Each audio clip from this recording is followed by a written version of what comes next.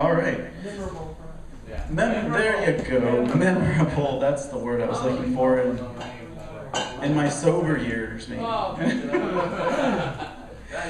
Either way, I thank you all for coming out tonight. Yay! Now it sounds like a memoriam. He was a nice guy. Do you remember Michael? Do you? No, just kidding. Okay, cool. All right. The Austin Salon Poetic happening every Monday night here at Headhunters Metal and Lace. Yes! We invade the space with poetry for an hour to an hour and a half, depending on how many people are reading and if there's a band coming on tonight. Do we have any bands coming on tonight? We have one performer and Sweet. All right. So just remember, all you guys don't have to take off as soon as we're done here. Oh no. It's my fault. I keep hitting it. But hey, what's going on, Dustin? Oh yeah. Okay, cool. So we do have a feature tonight. Scott Von Ya. I said that right? Yes. Okay, cool. He will be featuring for us tonight. We'll be doing the feature in parts, so that's much to look forward to. We will also be having our open mic with poetry, spoken word, free speech, anything you care to give us. We'd love to hear it. And of course, if you're thirsty and you're looking for something to drink, don't be shy, visit our bartender. He will most definitely hook you up in his own special way. So, with that said, I think we're going to go ahead and get started with the featured performer for this evening. Scott Von Ya is a poet, spoken word artist, and a musician whom I met here in Austin upon my arrival. And is all around a great fellow, and I very much enjoy his work. I'm glad that we'll be able to have a bigger sampling of his wares. So without further ado, let's go ahead and give our undivided attention to Scott Von Ya.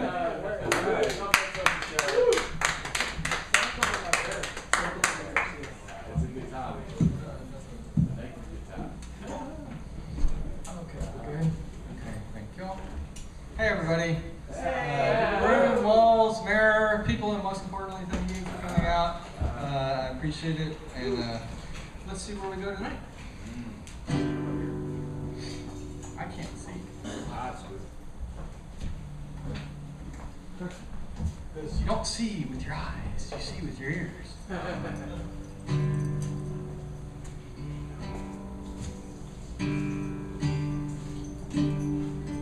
Went ahead and put my notebook in my bag because all the thoughts I wrote like 4 hours ago are now seriously outdated. Things like in the 1946 period, they should have prohibited personal computers. That way, these days, people would learn to talk again. But moving on, that was only in retrospect, a way to get to see face to face the friends I have and the people I know.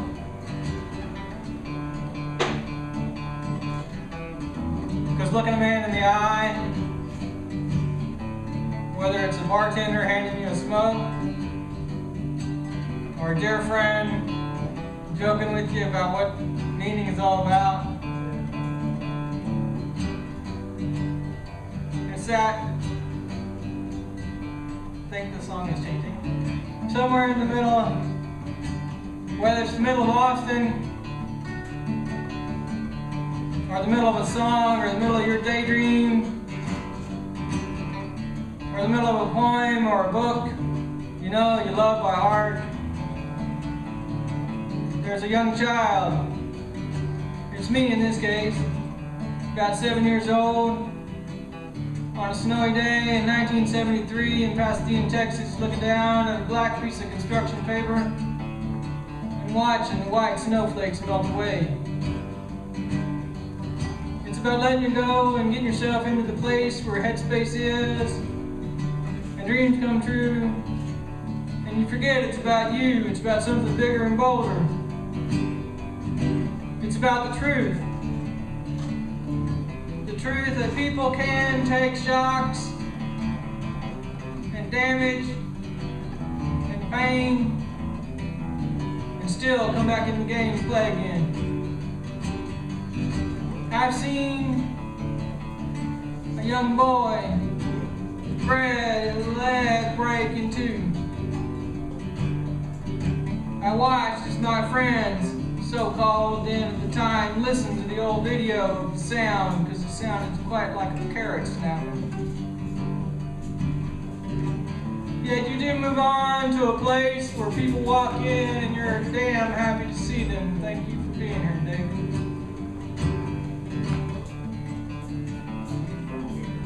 Somewhere in the middle of this space, where eyes turn in and see walls and flowers and sounds more true than you or I. There's a weenus to it all. There's a weenus to it all because somewhere out there in this first city of ours, there are 1,000 guitars playing their song too. And they're no better nor worse than I am. It just happens to be that I'm the one in front of you.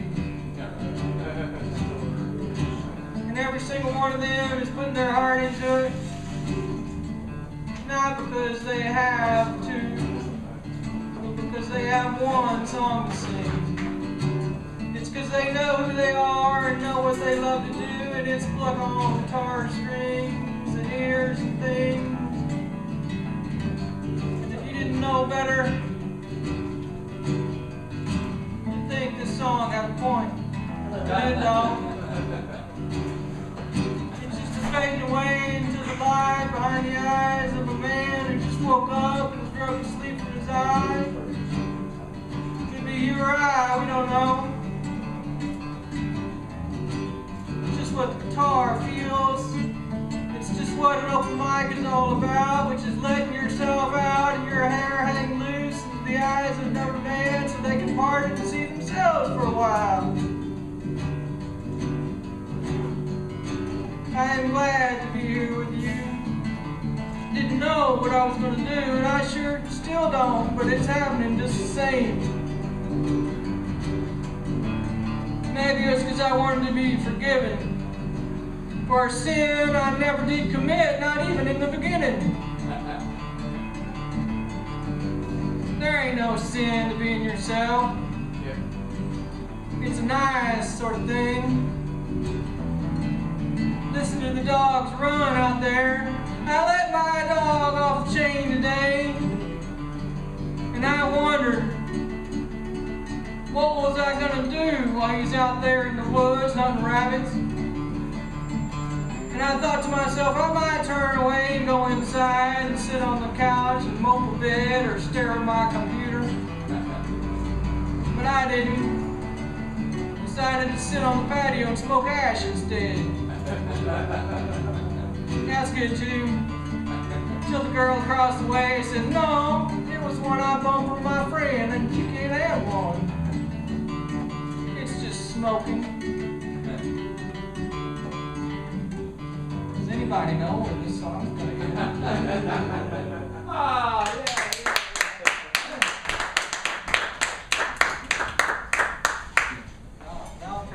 Now I'll try to do one standing up. I'll do it.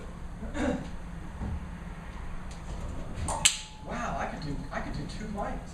Oh, That'd be a trip. Multiple voices. Yeah. In stereo. It's either stereo. Or I could add multiple voices. Just don't get dizzy. Yeah, exactly. Okay, now, as Thom put it, I'm supposed to stay closer to the mic. Yeah. That's more honest. It's more true right here. But I like to run away. Yes, you do. And then I like to come back. So we'll see what I can do. There's a Somewhere dynamic between there and here, there's going to be something that's going to need to be said. So here we go.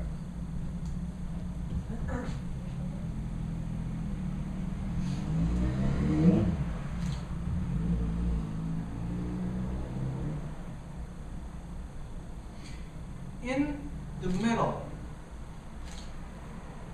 of every room, and we'll start there because that's where we're at, there is a center point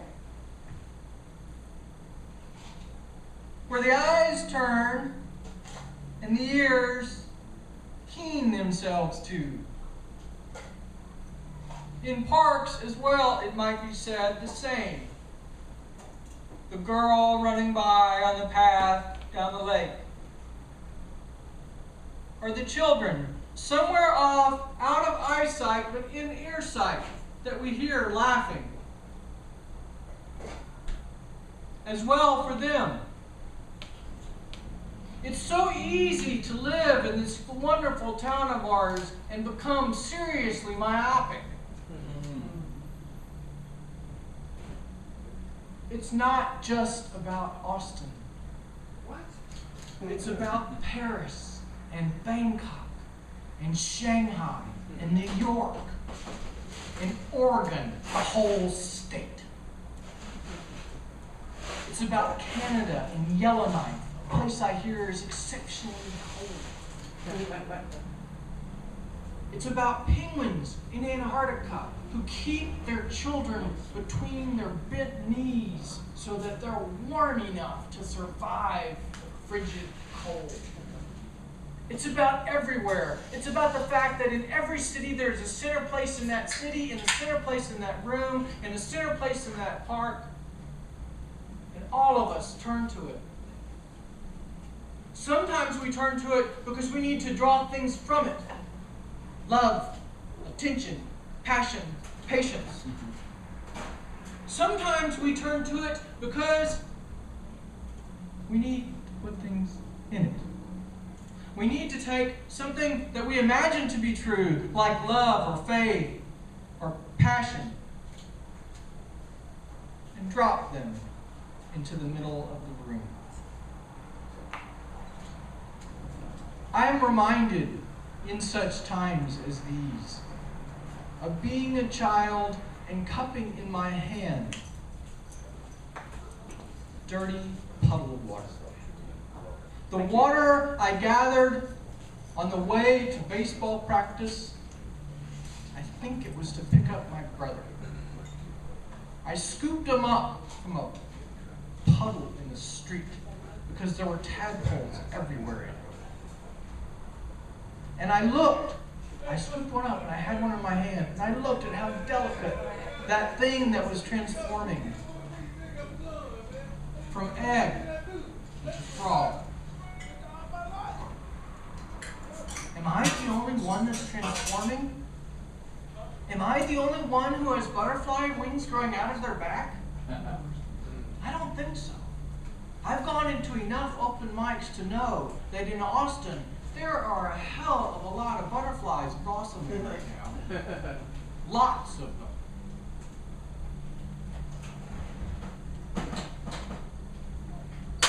If there were a phone line I could call and say, hey, is that happening in New York too? In your neck of the woods over in Batson in East Texas, are poets blossoming? Are they showing them true selves?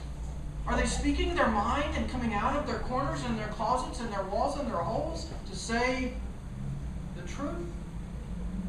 Even if the truth is only what they know. That's the universality, I think. That's what we hope for. That's what we take out of and give into and out of and into, and the change happens. I want to be thankful to somebody, but only people I can be think to be thankful to is y'all. Thank you for helping convert me into what used to be a pupus or a cocoon into a blue-winged and pink and rainbow butterfly. Thank you.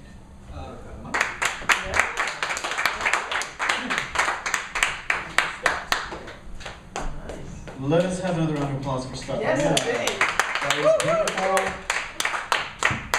That's such a beautiful gift to be able to do that extemporaneously. I just have to say, there's very few poets whom I know who can do that. And I think that is so awesome. So we look forward to seeing you up again for another round tonight. Yes, Scott. All right, so Scott Vanya is this guy right here. He is our featured reader for tonight. So look forward to hearing more from him. But in the meantime, in between time, we'll be doing our open mic session. We have plenty of beautiful readers for us tonight, I'm very happy to say. So we'll go ahead and kick it off with our first presenter for this evening, Ajari and Eve.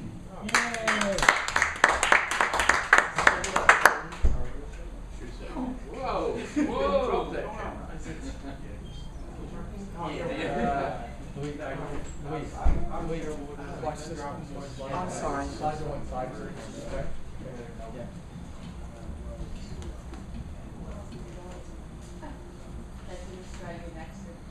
How is everyone this evening?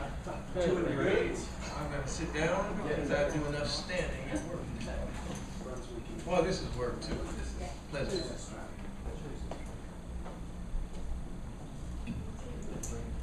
Oh, it feels good to be here in the lovely city of Austin, doing poetry on a Monday night. So this piece I'm going to do, I'm just going to do one now and then come back up for the next round. We'll get into a piece called The Winding Paradox.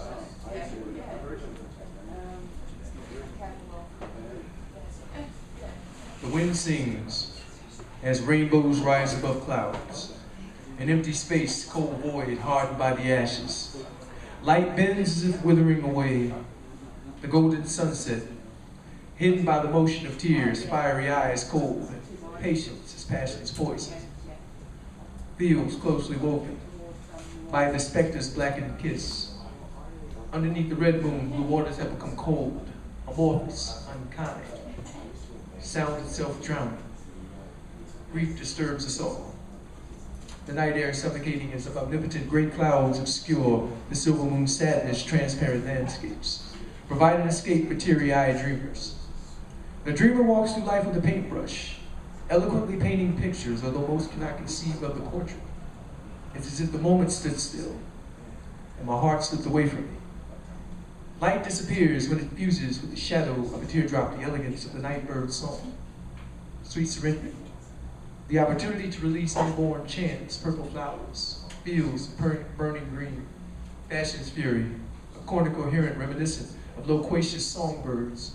The honeydew smells sweet, the release of intense rains, thoughts brought to the brink, words, chained to the essence of you, utopia, intertwined with superstition.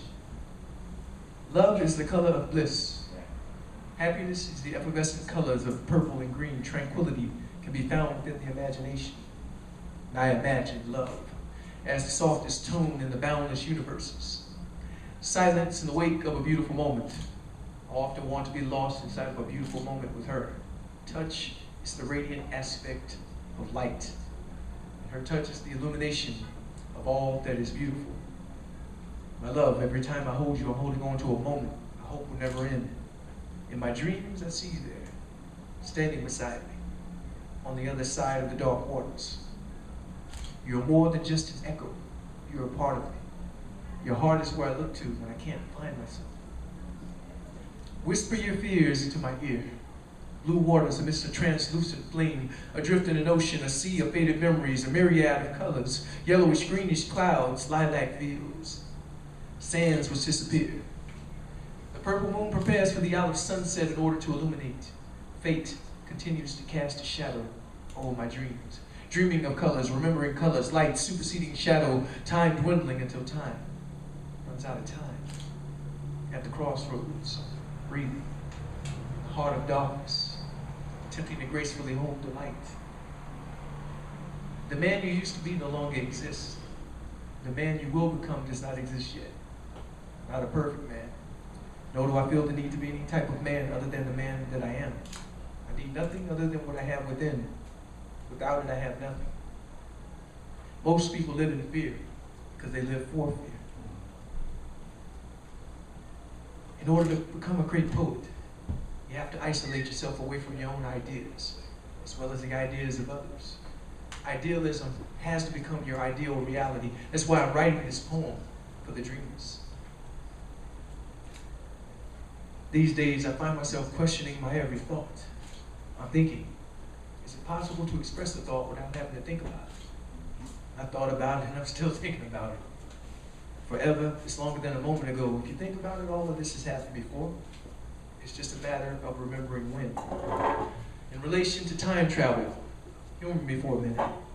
If you could see yourself 5 minutes ago, 5 minutes from now, would you still exist 5 minutes later? I was only minutes away from dying. Before the light left my eyes, I had finally found the stillness I longed for. Only a second had passed. I second-guessed myself in the past. The past is based upon a present which is unreal. The present is based upon a future which does not exist. Infinity appeared to be paralyzed. She hypnotized my shadow with her touch. When she's afraid, I kiss invisible tears. The place where nowhere ceases to be. Forever is free of expectation. Complacent people are enemies of the dreamer. If I could hold the wind, would it be enough to enchant her soft brown eyes? I told her, as a man, if I'm gentle enough, perhaps one day I'll be able to comprehend your step. I'm attempting to serenade the sunset as well as you. It used to be so easy to say I love you. However, time has inflicted wounds upon us we don't always know even exist. My shadow has become possessed by nothingness, an intense arrangement of metaphors. I'm a man apart, following his heart into oblivion. I want to be free from my past, which haunts my present and causes me to be skeptical about the future. So what is the future? Is it a hollow aspiration or the soul's frustration with the present? Because in the present, I'm tense, unintentionally intense. The orange sunset, along with the juxtaposition of my imagination, reminded me of my own mortality. How do you critique a man's soul? We question what it means to feel, then agree to feel the feelings agreed upon to feel. Thank you very much. The Winding Paradox. Thank you.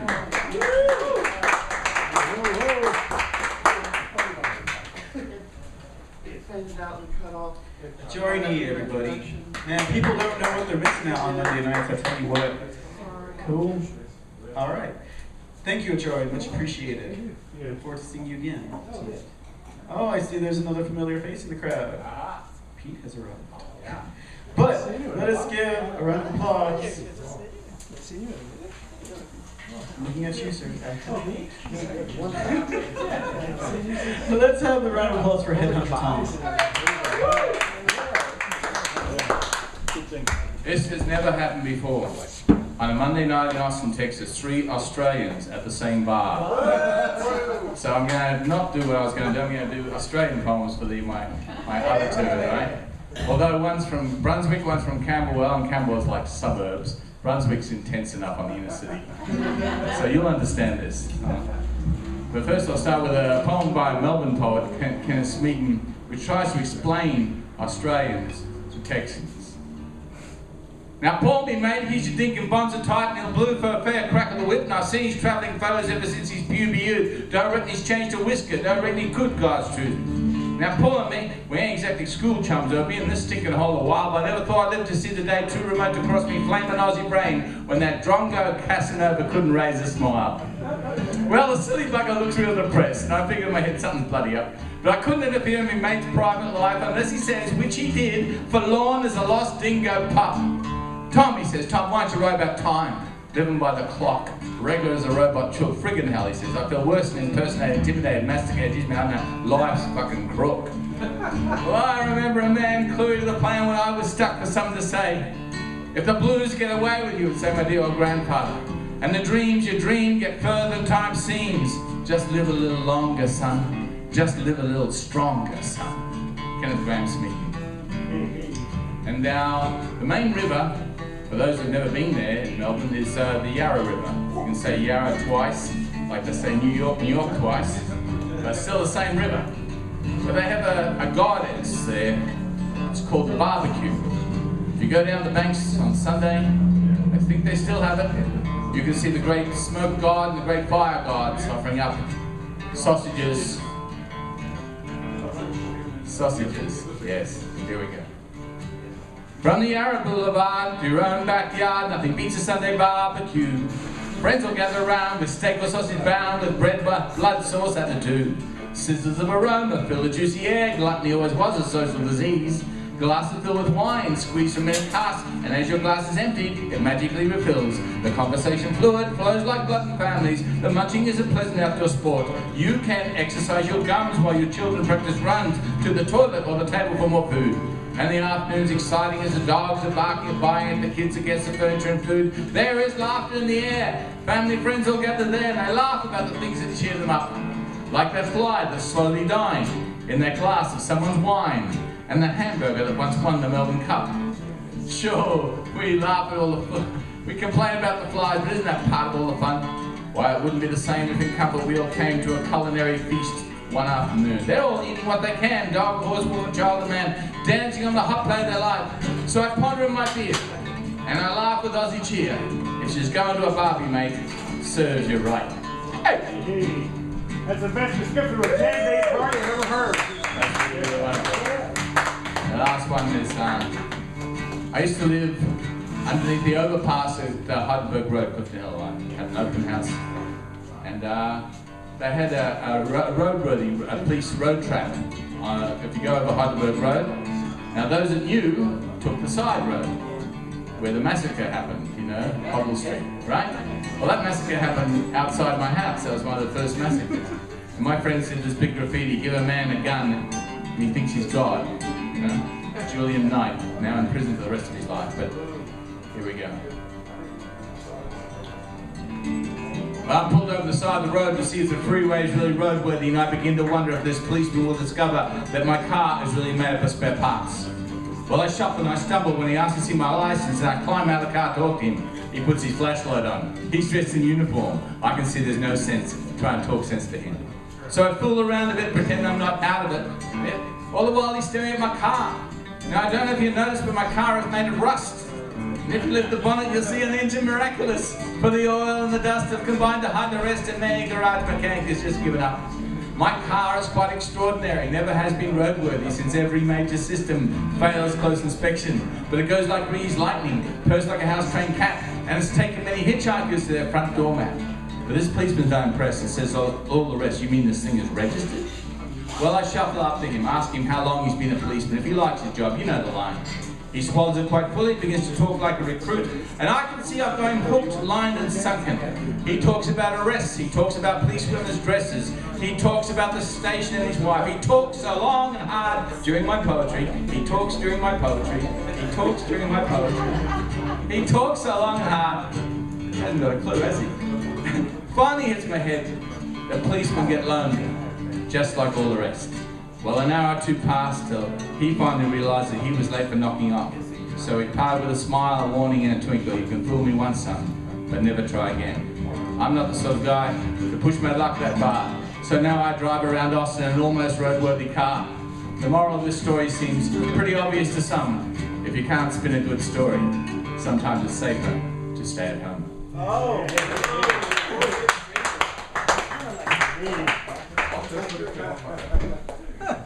Thank you, Thom. A pleasure always since the beginning. All right. Cool. Yes, he's been there, done that. All right. So, as I was speaking about this beautiful list of readers and participants, it has grown. Can you imagine that? So every Monday night we are here, and I think it's catching on. Next up, we have Louise. I'm sure I've seen you before. Yeah, I thought so. Everyone thinks that. Oh, Louise. All right, let's give a round of applause for Louise.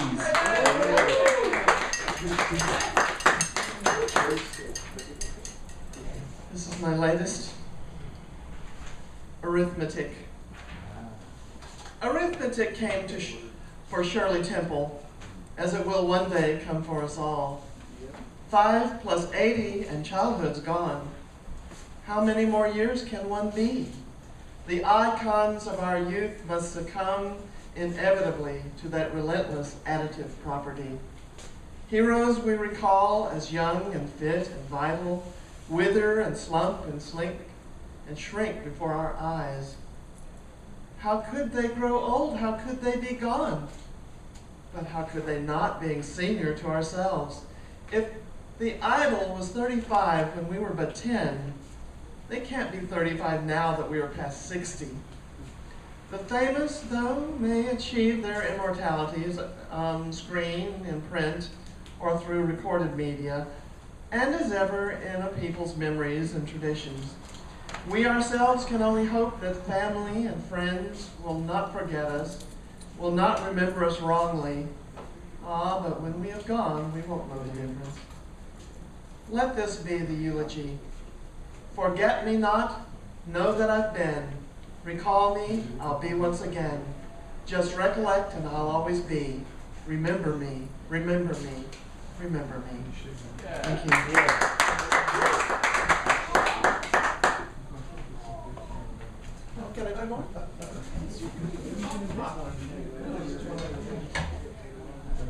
Thank you so much, Louise. Great memorial to Shirley Temple. You know, I'll never forget, I was probably like 5 or 6 when I saw my first, my parents adored her, my mom specifically. And yeah, that's the kind of way you think about it. Like, they're kind of just immortalized in that moment, and you just think of them as like Shirley Temple as like a kid forever. And there you go. All right, well, I'm next. Needs no introduction. Welcome back. Prefer no introduction. Anyway. Awesome. Okay, cool. So, I'm going to read a few poems here. I wanted to start off with this one poem that I had written, but I guess I don't have it saved on my computer and I don't have a printout. So, anyways, I'll just be reading off of this computer here. I can't have it on an iPhone or whatever those things are. But anyways, okay, this one is called, these first 2 poems are about the same individual. This one's called Laying on Proust's Grave. Surely all the boundaries are being broken, but I would be frowned on if I openly disclosed some of the secrets of my life. The tired new writer has used this angle before, gathering responses from casual encounters ads on Craigslist, experimenting with one-night stands and fleeting Grindr hookups. But I've got a secular job and must remain anonymous. The business world doesn't do well when leaders lead double lives, poet or porn star. Of all the profound things, haven't you learned anything from Cocteau or Rimbaud or Burroughs or Genet? Of course, we don't need to limit this discourse to artists of that spectrum. Some of the best literature is based on real life, after all. The percentages vary. What I found, though, was the voice. Only a sexy child of poetry like you could get away with such a thing in this day and age while flagrantly touting a cliched hero across the black and white landscape of further jaded ideals. Freshly said, because your mouth is so cute. But they've been waiting for you. I've seen hundreds of lost poet boys relaying in a coy, sexy pretext, highly versed and playfully lascivious, but just enough to want more. This spot in history has been reserved for you. Already so elated in a brash and rebellious manner, we bow down to you and your black tidy-whities, face down, ass up. You were born to get away with this, and you shall, because you are blessed in all forms. And when I meet you face to face, our eyes exchange with swollen glances, like universes merging again and again.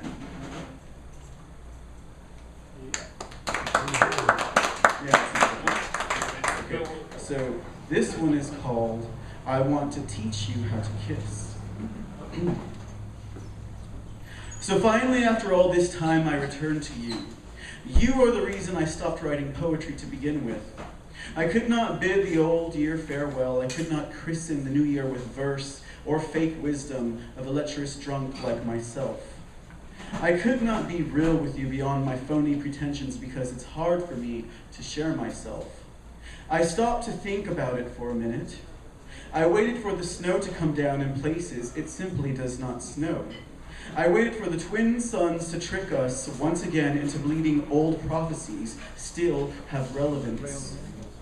I waited until the ghosts of old heroes told me I owed the world a lot more than my silence. I waited until I saw your face again, demure and docile as it was, but I could see that inner fire burning. I could see the mischief hiding barely, wanting to smile. I heard your voice again. It did not sound the same as the voice I heard in my head when I read your poetry. It gave me a different perspective. It took you from a god to a prince to something much more tangible, and I liked your mortality, for it meant you were within my reach, and the distance could be cut short too by the internet, by 21st century communication. You are a bus ride away, though I am in some city that is not a city, in some place that is not a place.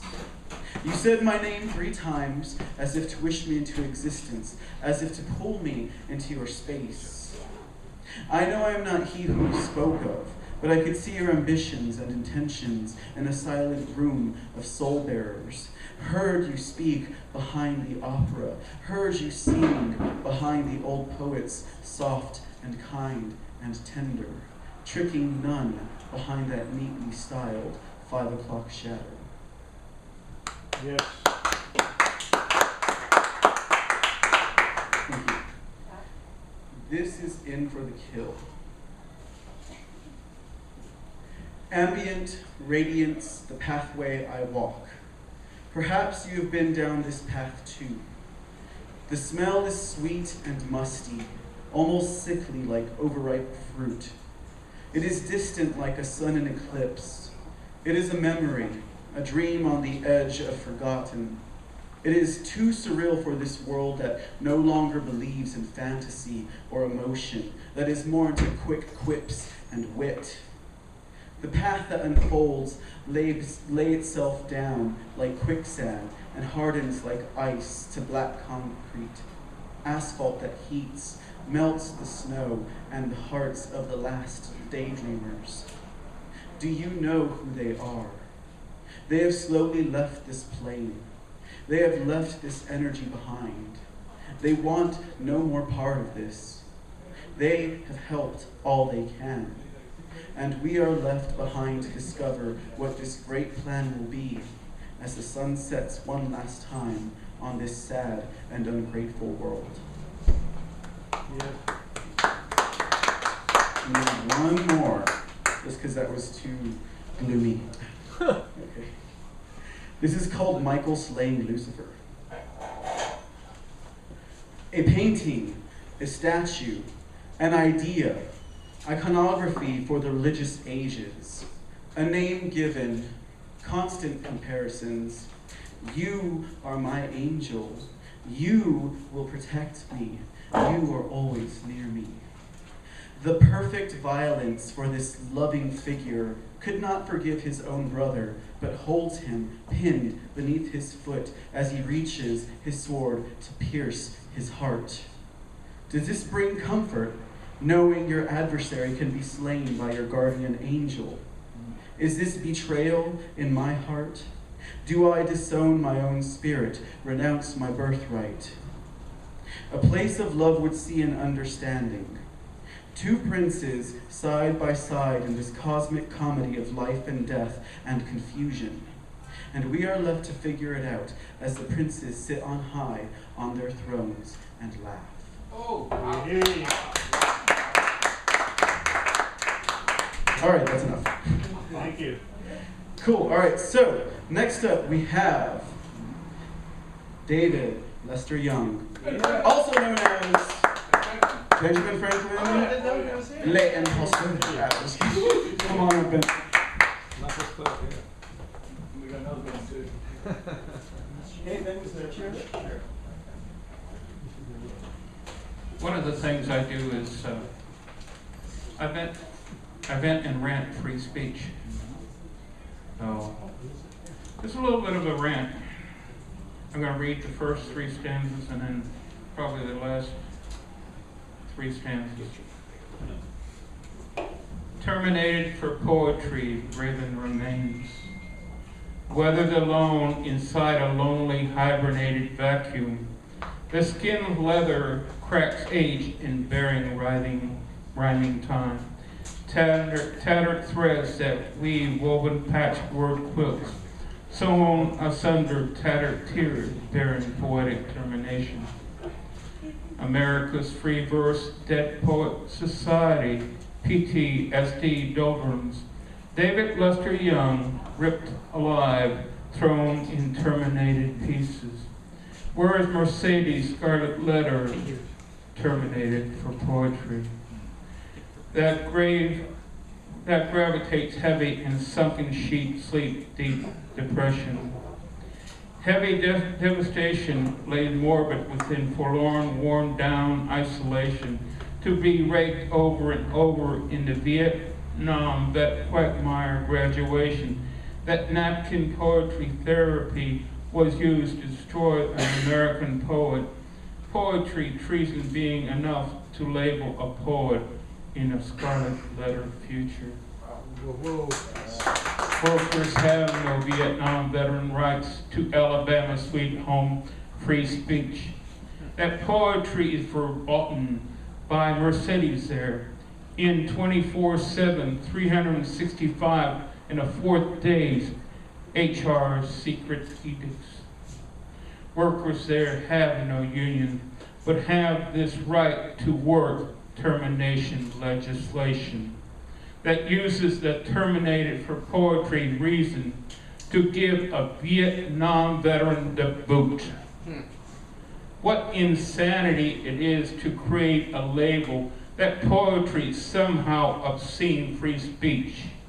That in America workers have no human and civil rights in Alabama private homes. Why did they use poetry to slap my face? With this ultimate termination, humiliation, reason, when they could have just terminated me in a right to work Alabama statement. Could Mercedes in Germany, in its union corporate partnership, have done this? To brand poetry, to ban poetry, and to use terminated for poetry, German dismissal?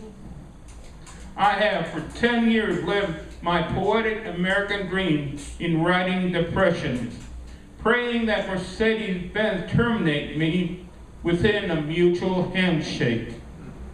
But maybe one needs a flashing neon sign over an American poet's grave.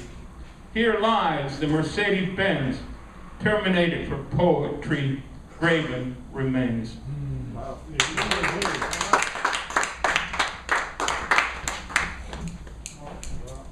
Thank you so much, David Ben.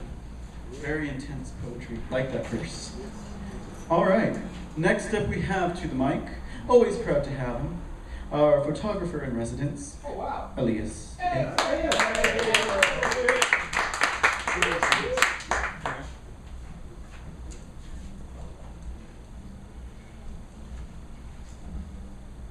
Not a poet, but I play one every so often. As Thom tells me, just read something that inspires me. Yeah. Well, about 41 and a half years ago, I was born in Panama, and at 40 and a half years ago, I moved to the United States. So basically, no idea of the country I was born in. Went back once, decided I'm more American than Panamanian. And that's kind of the struggle that I've had growing up. Until my grandfather told me, you're Elias, and that's who you are. That's it. And then, because of that, one of the things I listen to is Los Lobos. I don't know if you guys know them. Yeah. All right, well, they have this one song called Mexico Americano, or Mexican American. And I'll read it first in English, in Spanish, the original, and then I'll translate it. And this is something that inspired me. It says, por mi madre soy mexicano, por destino soy americano, y soy de la raza de oro, y soy mexicoamericano. Yo te comprendo el inglés, también te hablo el castellano. Yo soy la raza del oro, y yo soy mexicoamericano. Zacatecas a Minnesota, de Tijuana a Nueva York. Dos países son mi tierra, los defiendo con honor. Dos idiomas, dos países, dos culturas tengo yo. En mi suerte tengo orgullo, porque así lo manda Dios. Por mi madre, soy mexicano. Por destino, soy americano. Yo soy de la raza de oro, yo soy mexicoamericano. Now, so that everybody can understand. No, I understand. Thank you. Thank you. And the English version. This is for Michael, so he can understand. Yeah. Oh. My mom didn't teach Spanish. He's Texican, so which means more English than Spanish. All right. Because of my mother, I'm Mexican. By destiny, I'm American. I am of the golden race. I am Mexican American. I understand English. I also speak Spanish. I am the golden race. I am Mexican American. From Zacatecas to Minnesota, from Tijuana to New York. 2 countries are my countries. Both I will defend with honor. I have 2 languages, 2 countries, 2 cultures. In my luck, I have pride, because that's how God commanded it. Because of my mother, I'm Mexican. By destiny, I'm American. I am of the golden race.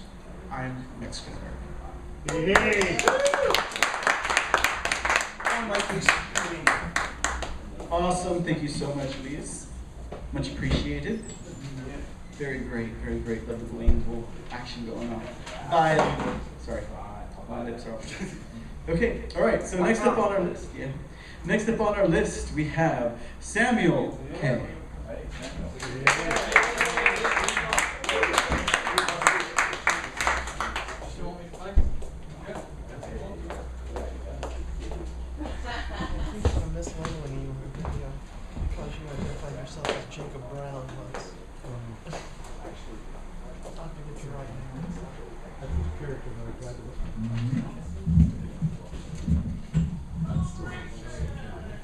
Shout out.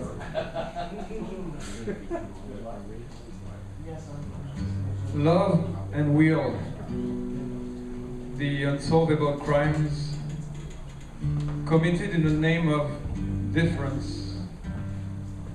And today, as we love to say, today is all ever changing.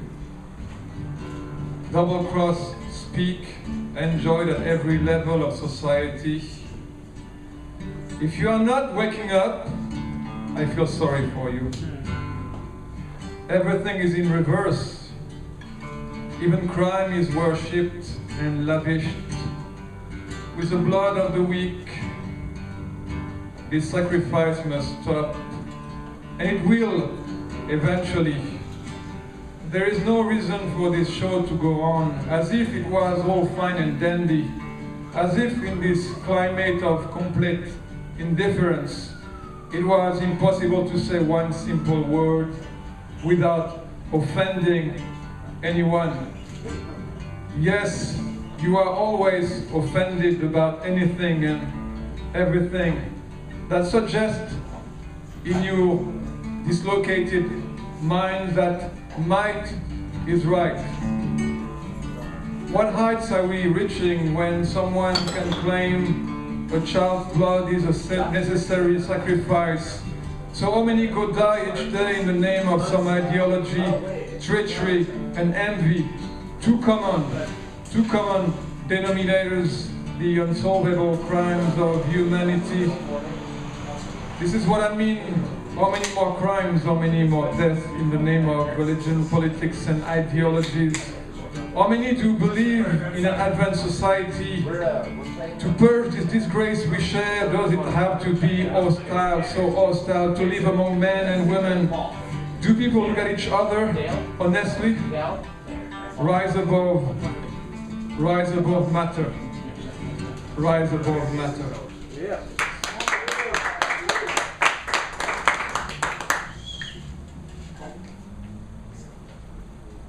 Called Dummy Love.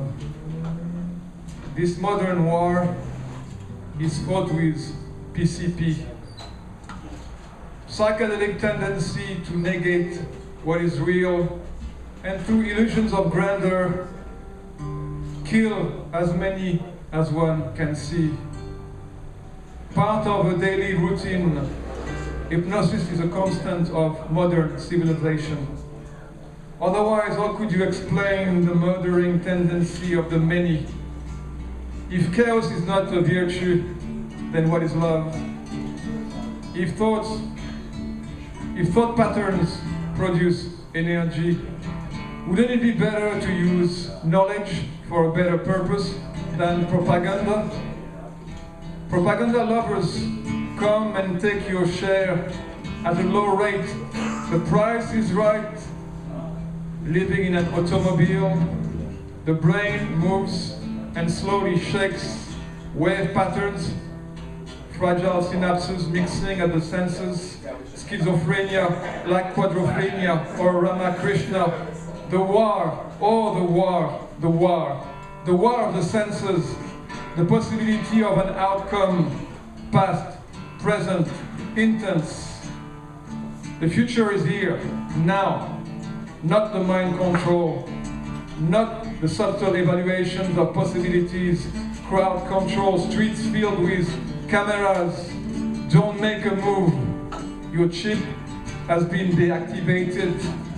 On the ground, bang, bang, on the ground. This is what you get in a police state, a state of mind, in a state of fury.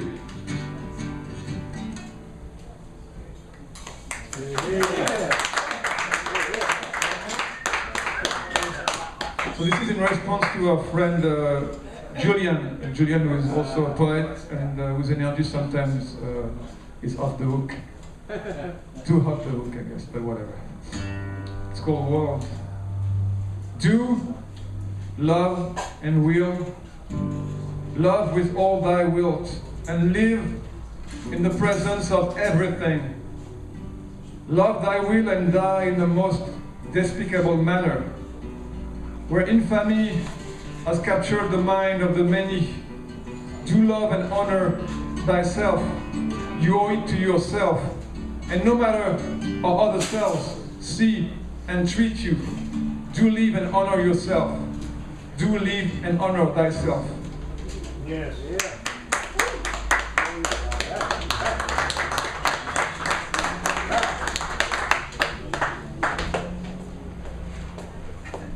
Thank you, Samuel and Scott. Very much appreciated. Very much enjoyed having you guys here. All right. That brings us to our final reader for the open mic round of this evening. Man who's been here a few times and I've enjoyed thoroughly. Let's give a round of applause for Pete C.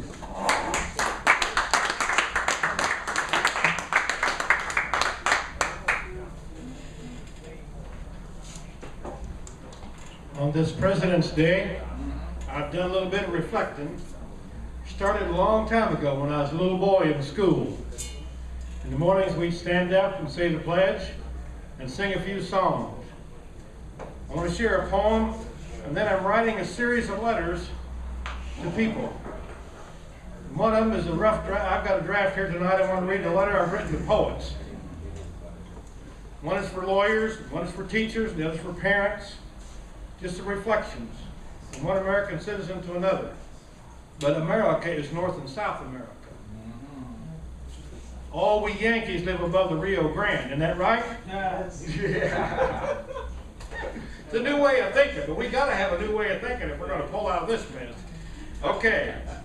Hallmark poetry, merely colloquial. It's been said before Milton that rhymes are colloquial. Hallmark poetry.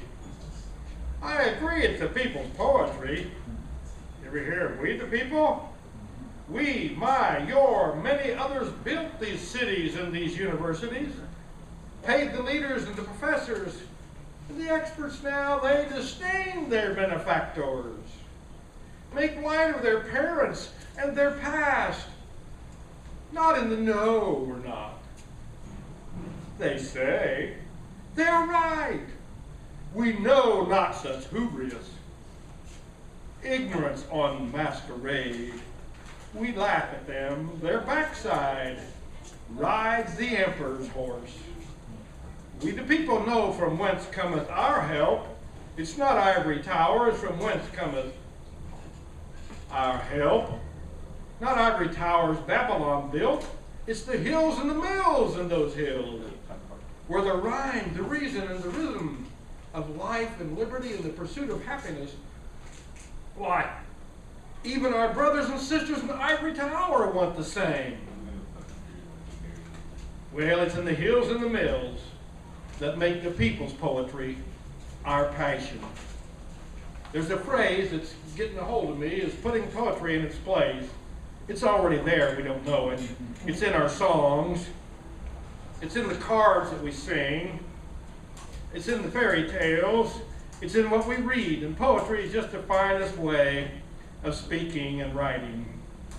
So, dear poets, how can we come together as poets and put poetry in its proper place? In Austin, for instance, a voice for peace and laughter, and visions personal and communal, and even prophetic. Are we? Can we be expressions of the people's will in Austin? Not merely on street corners or side streets, or in the closets of this burgeoning, dynamic, vibrant multi-mass of human beings known as Austin, Texas, USA, North America, planet Earth. But in the middle of the ebb and the flowing, with her moods, her manners, and art. Some of you already there. Well, the main reason I dare to say that I am, and I ask these questions, is can we as poets, artists, put poetry in its place, in the service of the other arts, and the expressions listed, living, breathing expressions of a city? Or are we content to merely express ourselves on Monday, Tuesday, Wednesday, Thursday? Or can we be worthy, honorable expressions of the right of the people, the great traditions of poetry, the practice of finding your own voice? That's why we're here, is to find our voice, to find those of common thought. Then we get the hearing. Then we bless each other as we come and go, living our lives in two separate worlds. Where is Austin's poetic core? A cadre of poets. Are we not they? Them? Many more than in other places and parts. But we have a name, poet. Do we have the wisdom? Do we have the courage to partner with other poets, other artists, other people? Can we be part of the life-giving stream? An artery feeding Austin's heart, calling young poets, old poets, to the red, white, and blue cells, nurturing and protecting, even rushing to where Austin is bleeding internally with poetry's powerful antibodies. Antibodies to the fear, the hate, and the rage.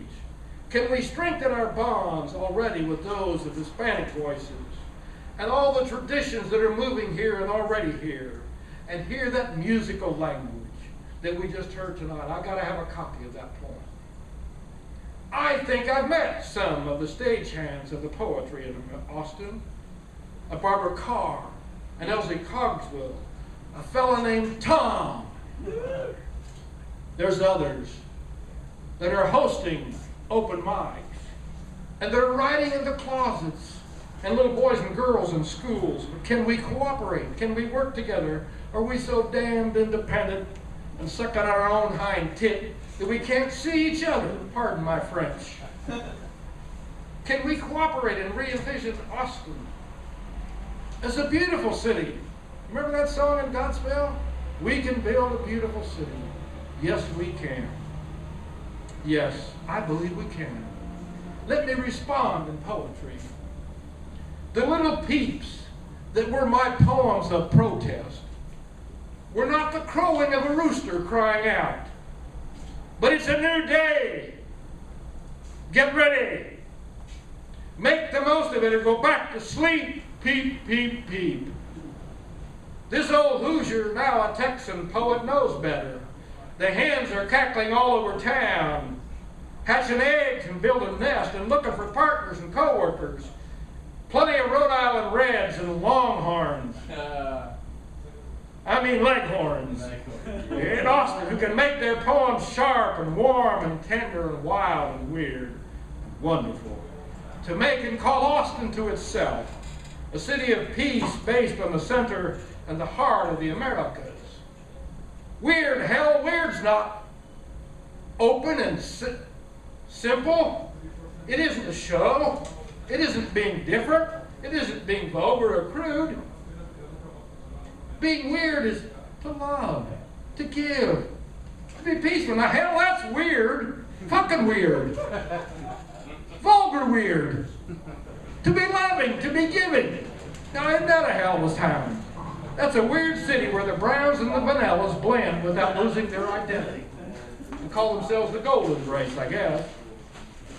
Risk being called what are the names unspoken, or only said in the same color groups. Do you know that the people who call themselves Aborigines or the Native Americans, do you know what they called we English when they came over here? The know-nothings.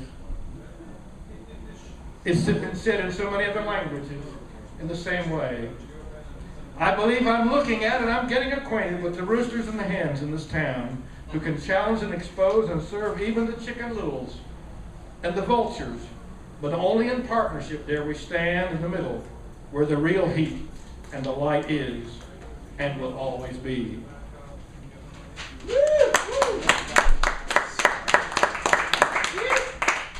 Thank you, Pete. That was awesome. To unity. Cheers. I love it. There's a lot more going on there, but you know. All right, ladies and gentlemen. That pretty much brings us to a close, but we will have our featured reader up for one more go with the mic tonight. Going to close out the Austin Salon Poetic for this Monday, February 17th edition. Thank you all for being here. But in the meantime, let's go ahead and give a round of applause for Scott Vanya.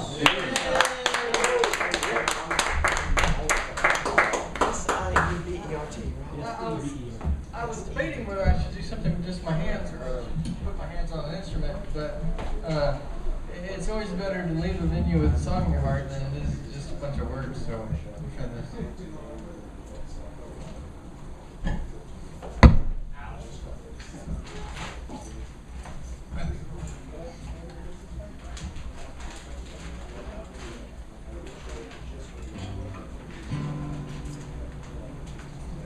So what do we take from all this? What do we take from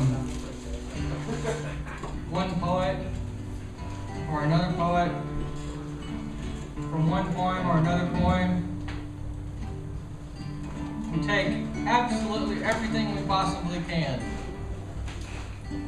We plagiarize like you wouldn't believe until another poet's words become your own.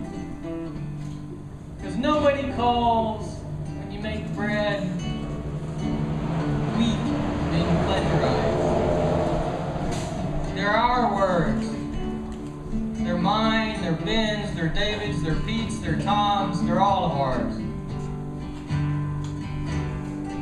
We just happen to be in the middle of them, floating downstream on one Monday night. They need to carry us not only through tonight, but into tomorrow and the next day. We need to be passionate about what we say and who we give our words to, and we want to give them to absolutely everybody, and be prepared for the fact that they may not hear a single word of them. Give them anyway. And when we need to, quiet that same voice, make it dumb, but not deaf. There were when those who do not speak as well as we have things to say, we give them our ears. Let them pour their words into us as they have needs too. I'm always reminded of that beautiful scene in Harold and Maude, where Harold and Maude are sitting in the field of wild daisies. And Maude says about one daisy that she has in her hand. The problem is that this one daisy of a person is completely and entirely unique with their own distinct voice. The people who have yet to come to the world of poetry do not know that theirs is different than everybody else's. So help somebody, set them free. Give them your ear, give them your song if you need to. Give them a quarter or a dime or strawberry milk if you need to. Set them free by giving them, like hard, your attention. Y'all gave it here tonight. To me, every open mic is a banquet. It's not something complicated like roast turkey or mashed potatoes, but simple things like cornmeal porridge that Marley handed out. It's a simple thing that says, I love to speak, and I love to hear people talk and say who and what they are.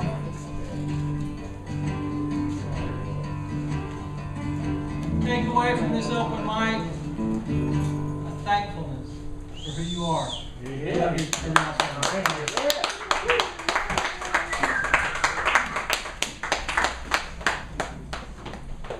take us out, Chef. I love that piece you did. It's great. Alrighty, ladies and gentlemen. Let's have another round of applause for Scott Vanya. Alright, I declare this a successful evening here at the Austin Salon Poetic. And I thank you all for coming out and sharing your inner being soul bearers. That's what we all are here. And thank you so much to Headhunters, Metal and Lace, for having a place like this for us to go ahead and take over on a Monday night, because they don't have it everywhere. But we will be here every Monday night now, from roughly 8-ish till 9:30, depending on what the establishment has going on. We have more live music coming up next here tonight, so you guys don't have to go home. You can definitely stick around, visit your bartender, hear the jams, and see what's going on. But otherwise, I hope you all have a good night. Next week, we'll have Chris Nall up as a feature presentation. And we'll be entering into March, so we'll probably have a couple of more musical acts coming up in support of South by Southwest, but we'll see how that goes. In the meantime, we hope to see you all again next week at the Austin Salon Poetic. Have a good night, and be safe out there, y'all. All right. Peace.